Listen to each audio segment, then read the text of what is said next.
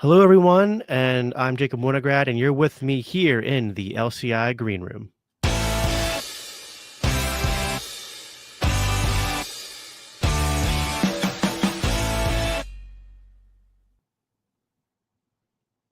So I'm not actually coming to you live. This is pre-recorded, and I just had this idea to start at least once a week, maybe more often, just checking in with you guys and just giving you guys a little bit of a update or sort of like exploration of what's going on here at LCI, because not all of you necessarily consume everything or know about everything that we have going on. Some of you just watch us on YouTube, some of us just listen to the audio, and I was gonna say some of you probably just use the website, and if you do that, you probably won't see this. But nevertheless, so I'm going to share my screen here, and we're just going to go and overview what's been going on at LCI over the last week. Of course, please make sure wherever you're watching this that you like this video, subscribe to the channels if you haven't already, and of course, if you want to, if you're listening on the audio side, leave a 5-star review.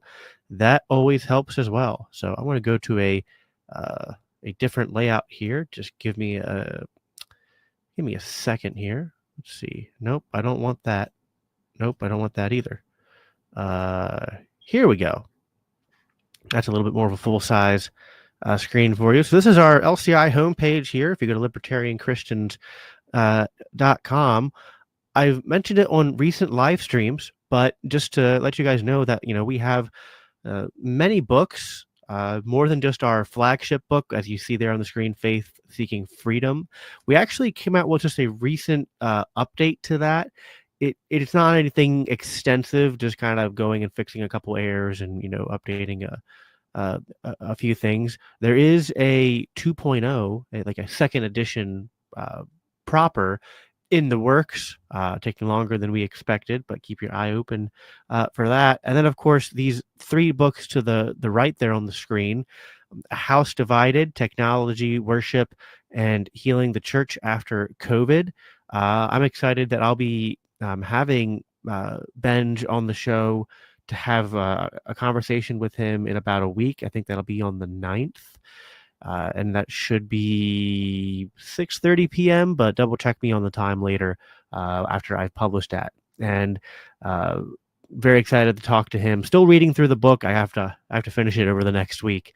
And then, of course, The Anarchist Anabaptist by Cody Cook. And I think we've interviewed him on the show several times now. And What Do Libertarian Christians Believe? This is more of like, the core values and principles more than kind of going issue by issue like Faith Seeking Freedom does. So we obviously here on the right, you see we have different episodes. Let's just talk about some of the episodes that have come out recently. I haven't been able to listen to all of them. I have listened to this one here, though. Episode 408 of the Libertarian Christians podcast. This was Cody Cook hosting, interviewing Jane Claire Tyler of the organization, I believe it's called End It for Good. And this is related to the war on drugs, and she has a very personal story that's very emotional that I really encourage you to listen to. I don't want to necessarily spoil it for you here, but it definitely, I think, provides both sufficient, data and arguments, as well as just like a personal anecdote and testimony as to why the war on drugs is not only from a libertarian perspective missing the mark, but from a Christian perspective, it's missing the mark.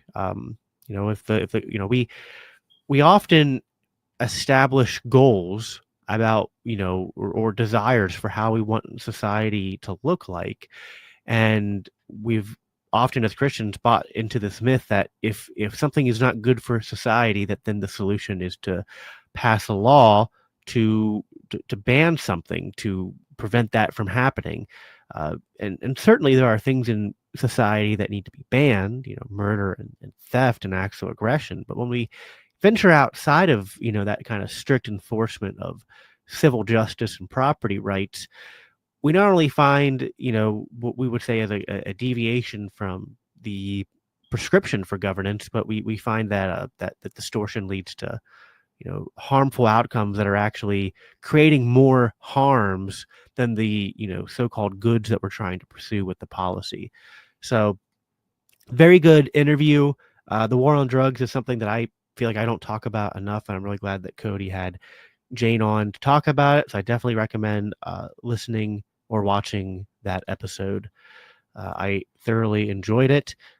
This is episode, what I'm clicking on chewing now is episode 98. This is the most recent episode of my podcast, the Biblical Anarchy podcast. And the title is a bit provocative, and I kind of feel like it was too provocative.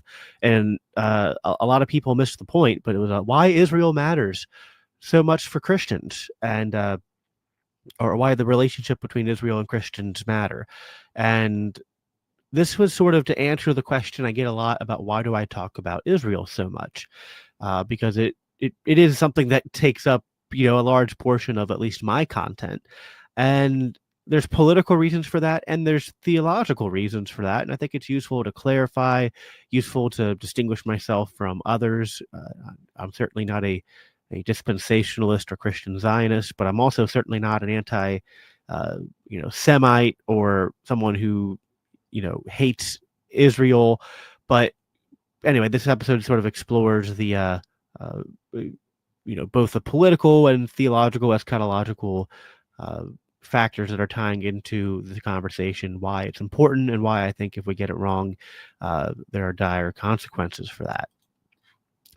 The Reformed Libertarians podcast is not as active as I wish they would be, but they do have a fairly recent episode, only published May 29th, why non-Christian libertarians should and how they can become Christians. And so this is a very good episode for, your non-Christian libertarian friends. That might be a good way to sort of explain to them why we obviously affirm their right to not be Christians, and the state should not be involved in matters of, the establishment of some kind of civil or state religion. But why we obviously do think that, beyond just, Reformed, that just, in general, that it is better for society and for individuals in the pursuit of individual liberty and free societies if they become Christian, as well as, of course, better for their eternal freedom and their freedom from the bondage of sin, because the gospel should always maintain a central focus in everything we do. And I have not listened to this episode yet. I'm actually behind on Alex's show because there's just too much to read and listen to, but this looks really interesting. The Protestant Libertarian podcast, the Second Temple, the Sanhedrin, and first century Jewish politics. This is definitely an interesting subject that I know Alex will have done a really good job of unpacking.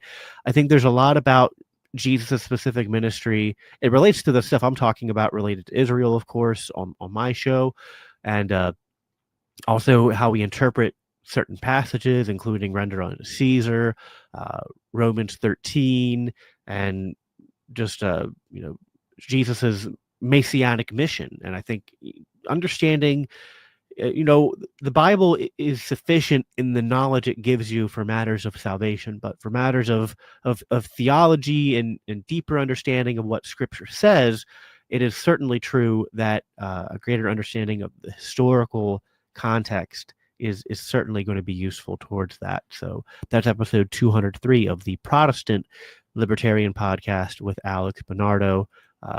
Long overdue to come back on the Green Room. We'll have to be working on that.